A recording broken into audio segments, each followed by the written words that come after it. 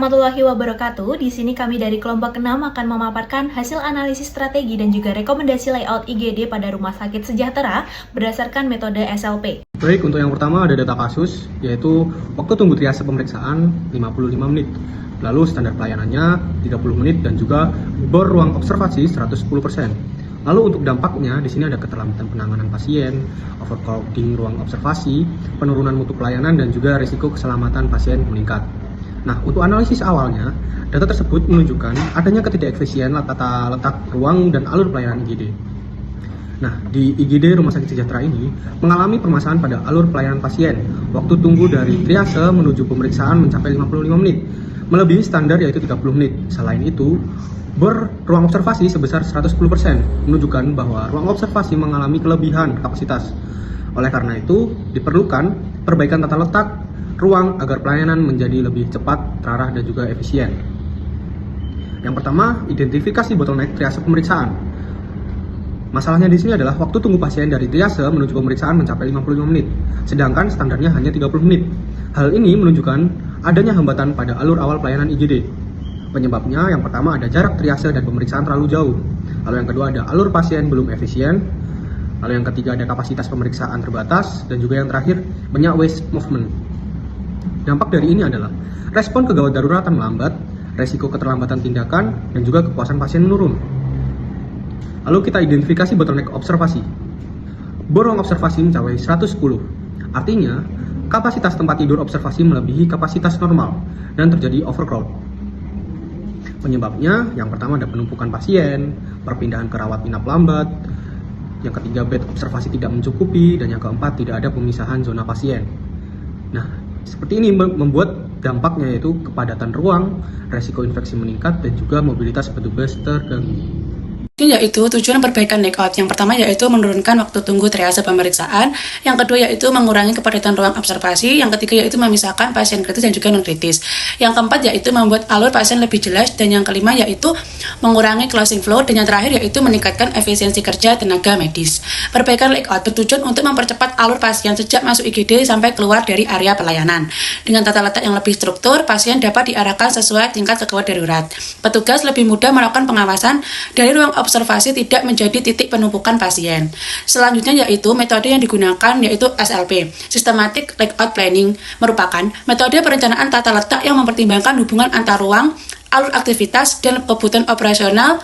Dalam perencanaan IGD, metode ini digunakan untuk menentukan ruang mana yang harus berdekatan dan ruang mana yang perlu dipisahkan agar pelayanan pasien berjalan lebih cepat dan juga aman. Tujuan SLP dan IGD yang pertama yaitu mempercepat alur pasien, yang kedua yaitu mengurangi waktu tunggu, dan yang ketiga yaitu mengurangi perpindahan tidak perlu, yang keempat yaitu meningkatkan efisiensi pelayanan, dan juga yang terakhir mendukung keselamatan pasien. Yang selanjutnya yaitu kode kedekatan SLP. Berikut di tabel dijelaskan ada 6 kode dan juga 6 keterangan. Yang pertama, kode A yaitu mutlak harus dekat, yang kedua kode E yaitu sangat penting dekat, yang ketiga kode I yaitu penting dekat, yang keempat kode O yaitu biasa saja, yang kelima kode U tidak penting dekat, yang keenam atau yang terakhir kode X yaitu sebaiknya dipisah. Kode kedekatan SLP digunakan untuk menilai hubungan antar ruang. Kode A diberikan pada ruang yang harus sangat dekat karena memiliki hubungan aktivitas langsung seperti triase dan resusitasi. Kode X diberikan pada ruang yang sebaiknya dipisahkan, misalnya ruang tunggu keluarga dan ruang resusitasi, karena dapat mengganggu privasi dan juga pelayanan pasien kritis. Selanjutnya ada analisis hubungan kedekatan ruang. Ada 7 hubungan ruang, 7 kode, dan juga 7 alasan yang ada di tabel, yaitu yang pertama, drop off ambulan sampai triase dengan kode A dan alasannya pasien harus segera dipisah. Yang kedua, triase resusitasi dengan kode A dan dengan alasan pasien kritis langsung ditangani. Yang ketiga, triase pemeriksaan dengan kode A dengan alasan mengurangi waktu tunggu. Yang keempat, pemeriksaan tindakan dengan kode E dengan alasan pasien sering tindak lanjut. Yang kelima, tindakan observasi dengan kode E dengan alasan pasien setelah tindakan perlu dipantau. Yang keenam, observasi rawat inap atau ICU dengan kode A dengan alasan mengurangi penumpukan observasi. Yang ketujuh, ruang tunggu keluarga resusitasi dengan kode X dengan alasan menjaga privasi dan alur pasien kritis. Berdasarkan analisis SLP, ruang yang memiliki hubungan pelayanan langsung ditetapkan berdekatan. Triase harus dekat dengan resusitasi dan pemeriksaan karena menjadi titik awal pemilihan ruang. Ruang pemeriksaan dan tindakan juga harus berdekatan agar pasien tidak perlu dipindahkan jauh. Sementara itu, ruang tunggu keluarga dipisahkan dari ruang area resusitasi agar tidak mengganggu penanganan pasien yang kritis.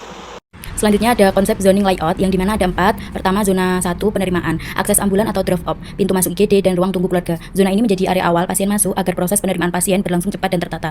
Yang kedua ada zona 2, kritis triase, jalur merah atau kritis, jalur kuning atau hijau, dan ruang resultasi. Zona ini digunakan untuk memilah pasien berdasarkan tingkat kegawatan agar pasien kritis segera ditangani. Lalu ada zona 3, pemeriksaan dan tindakan ruang, pemeriksaan, ruang tindakan, dan nurse station. Zona ini digunakan untuk pemeriksaan lanjutan dan tindakan medis pada pasien yang stabil. Lalu yang terakhir ada zona 4, observasi dan disposisi. Ruang observasi short stay, holding area tunggu rawat inap atau ICU, farmasi, dan X. Zona ini digunakan untuk pemantauan pasien yang menentukan tingkat lanjut pelayanan pasien. Layout IGD dibagi menjadi 4 zona utama agar alur pelayanan itu lebih teratur. Zona penerimaan berada di bagian depan sebagai titik masuk pasien. Lalu zona kritis berisi triase dan resusitasi untuk menangani pasien gawat darurat. Lalu zona pemeriksaan dan tindakan berada setelah triase untuk menangani pasien yang kondisi stabil. Lalu zona observasi dan disposisi berada di bagian akhir ini untuk pemantauan dan penentuan tindak lanjut pasien. Selanjutnya ada konsep alur pasien. Yang pertama ada alur pasien masuk atau drop off, lalu triase, lalu ke pemeriksaan atau tindakan, lalu ke observasi, lalu disposisi. Alur ini menunjukkan proses pelayanan pasien secara umum dari awal masuk hingga penentuan tindak lanjut pasien. Lalu yang kedua ada alur pasien kritis, di mana masuk, lalu drop off, lalu triase merah, lalu resusitasi, tindakan ICU. Pasien kritis ini diprioritaskan langsung ke ruang resusitasi agar dapat mendapatkan penanganan yang cepat dan tepat.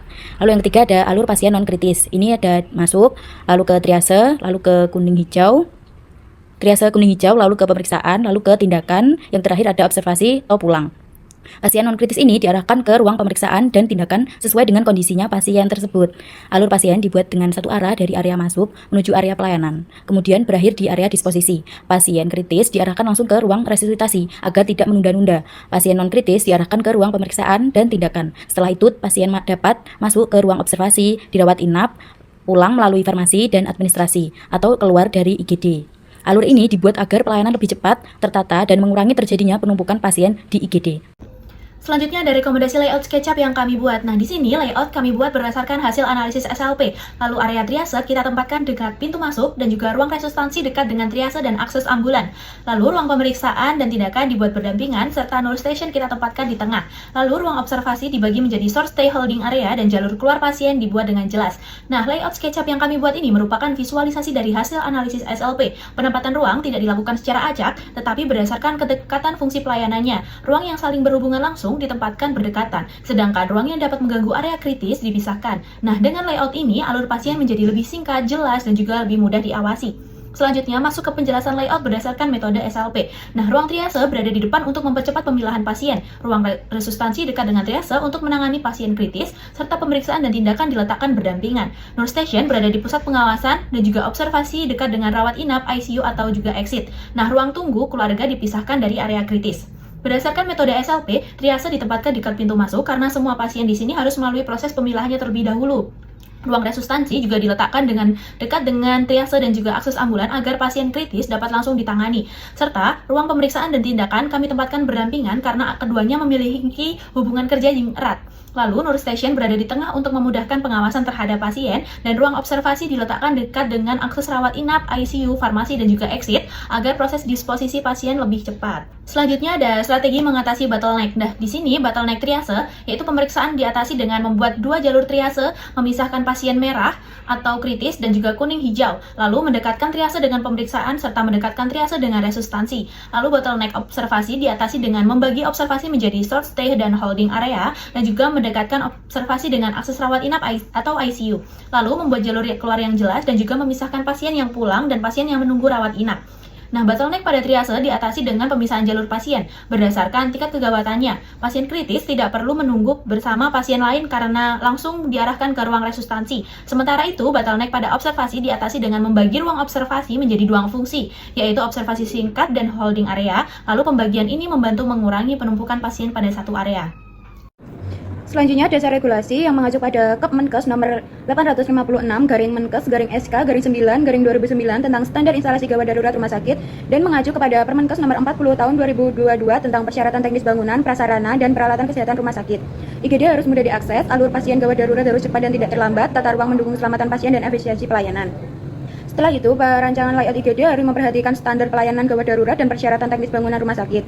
IGD perlu memiliki akses yang mudah dijangkau, jalur pasien yang jelas, serta ruang pelayanan yang mendukung kecepatan penanganan pasien. Oleh karena itu, rekomendasi layout ini disusun dengan mempertimbangkan kemudahan akses, pemisahan alur pasien, dan efisiensi pasien. Selanjutnya, kesimpulan. Layout IGD direkomendasikan menggunakan alur satu arah. Ruang disusun berdasarkan hubungan kedekatan aktivitas, triase, resusitasi, pemeriksaan tindakan, dan observasi dibuat saling terhubung. Observasi dibagi menjadi short stay dan holding area. Layout diharapkan mengurangi waktu tunggu dan kepadatan observasi. Berdasarkan analisis penggunaan metode SLP, layout IGD Rumah Sakit Sejahtera direkomendasikan dengan pola alur satu arah dan pembagian zona pelayanan. Penempatan ruang disesuaikan dengan hubungan kedekatan aktivitas agar pelayanan pasien menjadi lebih cepat dan efisien. Rekomendasi ini diharapkan dapat menurunkan waktu tunggu triase ke pemeriksaan dari 55 menit menuju standar 30 menit serta mengurangi kepadatan ruang observasi dengan bor 110%. Pada tahap awal dibentuk dasar bangunan menggunakan shape kotak persegi atau rectangle sebagai daerah utama IGD. Kotak ini menjadi dasar pembagian ruangan sesuai alur pelayanan pasien dalam metode SLP. Selanjutnya, garis-garis denah mulai dibentuk untuk membagi area ruangan satu dengan yang lainnya. Pada tahap ini dilakukan pengaturan posisi ruang agar alur pasien lebih teratur dan tidak saling bertabrakan. Kemudian, dinding mulai dibangun menggunakan push-pull tool sehingga bentuk ruangan mulai terlihat lebih jelas. Dinding dibuat mengikuti pembagian area yang sudah direncanakan sebelumnya. Selanjutnya dibuat area triase yang diletakkan dengan pintu masuk. Dalam metode SLP, triase harus dekat dengan akses awal agar pasien dapat segera dilakukan pemeriksaan awal berdasarkan tingkat kegawatannya. Kemudian, dibuat ruang resusitasi di dekat area triase. Hal ini bertujuan agar pasien kritis dapat langsung mendapatkan tindakan darurat tanpa perpindahan yang terlalu jauh. Setelah itu, dibuat ruang pemeriksaan dan ruang tindakan. Kedua ruang ini ditempatkan berdekatan karena memiliki hubungan aktivitas yang tinggi dalam pelayanan pasien. Selanjutnya, ditambahkan Nur Station pada bagian tengah ruangan. Posisi Nur Station dibuat di tengah agar petugas lebih mudah mengawasi area pemeriksaan, tindakan, dan juga observasi. Tahap berikutnya, yaitu area observasi dibuat untuk pasien yang membutuhkan pemantauan lanjutan sebelum dipindahkan ke rawat inap atau diperbolehkan oleh pulang. Kemudian dibuat jalur menuju rawat inap, ICU, farmasi, administrasi, dan juga area keluar. Alur dibuat satu arah agar perpindahan pasien lebih efisien dan tidak terjadi crossing flow. Pada tahap akhir dilakukan penyempurnaan layout seperti merapikan posisi ruang, jalur perpindahan pasien, dan tampilan keseluruhan desain IGD. Layout ini dibuat berdasarkan metode SLP dengan mempertimbangkan hubungan kedekatan ruang dan efisiensi alur pelayanan pasien sehingga pelayanan IGD diharapkan menjadi lebih cepat dan juga efektif.